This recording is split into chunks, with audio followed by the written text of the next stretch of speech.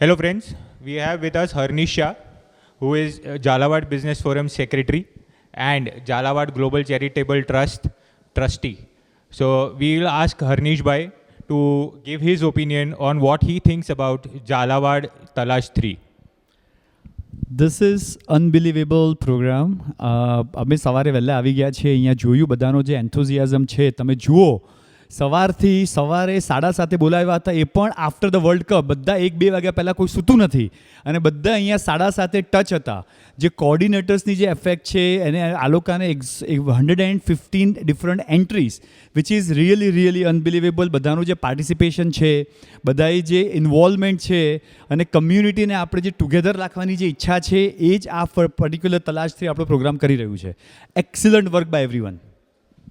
સો હર્નિશભાઈ, તલાશ 3માં improvement factors તમારા હિસાબે કાંઈ જે આપણે નેક્સ્ટ ટાઈમ આપણે હજી વધારે સારી રીતના કરી શકીએ, એના પર કોઈ ટિપ્સ તમારી, જે આપણે હજી સેમિફાઇનલ રાઉન્ડ, આ તો ઓડિશન રાઉન્ડ છે, પણ સેમિફાઇનલ રાઉન્ડમાં હજી આપણે આનાથી બેટર શું કરી શકીએ, કેવી રીતના કરી શકીએ, એના પર તમારું કાંઈ પોઈન્ટ્સ હોય?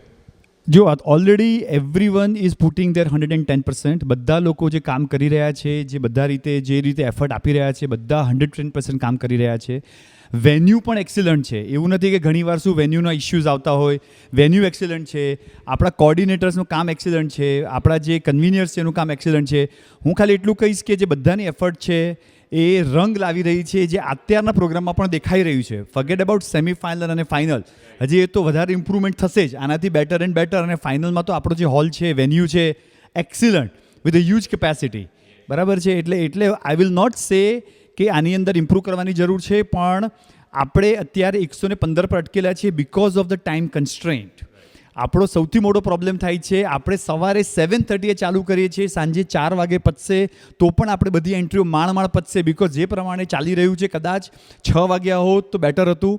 એટલે નેક્સ્ટ ટાઈમથી આપણે ધ્યાન રાખવું પડશે કે વધારે ટાઈમ આપો, વધારે લોકોને એન્કરેજ કરો, વધારે લોકોને લાવો. But otherwise everything is excellent, 110%. Thank you Harnishbhai. અને ખાસ એ પૂછવાનું કે why should somebody come and watch the finals of Zalawad Talash 3? Oh my god, you should come. આજે તમે આવ્યા હો તો તમને ખબર પડી હોત કે જે લોકોનું પરફોર્મન્સ છે, આપણે એમ વિચારીએ કે આ લોકો કોઈ પ્રોફેશનલ નથી. બરાબર છે. આ બધા લોકો પોતાના ઘરે જાતે પ્રિપેર કરેલું છે, બધા લોકો છે. અને જે પ્રમાણે તમે પરફોર્મન્સ જોશો, અનબિલિવેબલ. નાના 4 યરની છોકરીથી માંડીને બધા મોટા લોકો બધા જ પાર્ટિસિપેશન જે લીધેલું છે. અને જે એ લોકોનું participation, not only participation, performance તમે મિસ કરશો જો તમે ફાઇનલમાં નહીં આવો. સેમિફાઇનલમાં પણ આવો, કેમ કે આ લોકો હવે જે બધાને સિલ્વર ટિકિટ જે મળશે, બધા સેમિફાઇનલમાં પરફોર્મ કરશે અને પછી સેમિફાઇનલમાં ફિલ્ટર થઈને ફાઇનલમાં આવશે. પણ હું એમ કહું કે તમે જો જોતા હો તો સેમિફાઇનલમાં પણ આવો. It is worth watching. ફાઇનલમાં તો definitely you should not miss this final. આપણા બધા ફેમિલી, આપણો જ આખું ફેમિલી છે, ઝાલાવાડ આપણી કમ્યુનિટી છે, બધાને એન્કરેજમેન્ટ મળશે અને બધાનું તમે જોશો પરફોર્મન્સ, તમે કહેશો કે wow, we do have a hidden gems in our Zalawad community and we should bring them up. દરેક જગ્યાએ આજે સિમ્પલ તમને એક્ઝામ્પલ આપું. અત્યારે જે આપણો જે હોસ્ટ છે, બરાબર છે, એ હોસ્ટ આપણો એને શરૂઆત કરી હતી આપણા લાસ્ટ તલાશ 2 પ્રોગ્રામથી. આજે એણે બોલ્યો કે એણે અત્યારે પરમેનન્ટલી હોસ્ટ છે, એણે 10 ડેસ્ટિનેશન વેડિંગ, કમસે કમ 100-200 ઇવેન્ટ્સ બધું હોસ્ટ કરી ચૂક્યો છે. Look at this is how we are community is going. So please everyone come, encourage all the participants and definitely you should come. Thank you Harnishbhai. So હર્નિશભાઈનું કહેવું એવું છે કે Zalawad ZBF presents Talash 3 sponsored by Manba ફિનાન્સના ફાઇનલ્સમાં તમે લોકો ખાસ ટિકિટ લઈને આવજો. તો આપણા ઝાલાવાડના જે પણ ટેલેન્ટ્સ છે એને એન્કરેજ કરવા માટે તમારે 100% આવવું જોઈએ. 100% ટિકિટ ખરીદીને આવજો.